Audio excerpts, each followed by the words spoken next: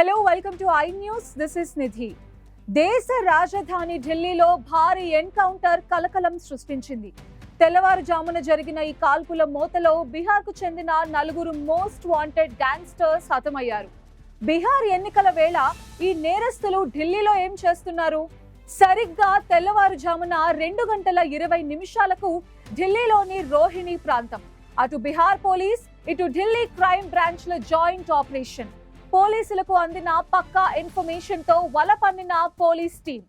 వీరి టార్గెట్ బీహార్ లో రక్త చరిత్ర కలిగిన సిగ్మా గ్యాంగ్. బీహార్ ఎన్నికలకు ముందు వీరు ఢిల్లీలో ఒక పెద్ద క్రైమ్ చేయాలని ప్లాన్ చేశారు.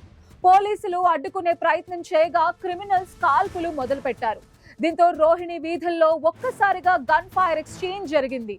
రంజన్ పాఠక్ నేతృత్వంలోని ఈ 4 నేరస్తులను పోలీసులు కాల్పుల్లో ఎన్కౌంటర్ చేశారు. ఈ గ్యాంగ్ బీహార్ అంతటా కాంట్రాక్ట్ మర్డర్స్, ఎక్స్టోర్షన్స్ తో ఒక సామ్రాజ్యాన్ని నడిపింది.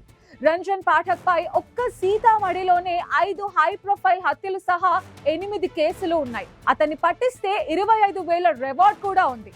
బీహార్ ఎన్నికల్లో శాంతి భద్రతల అంశం హాట్ టాపిక్ గా ఉన్న నేపథ్యంలో బీహార్ పోలీసులు ఈ ఆపరేషన్ ని ఢిల్లీలో సక్సెస్ చేయడం ద్వారా లా అండ్ ఆర్డర్ విషయంలో తమ స్ట్రాంగ్ మెసేజ్ ని పంపారు.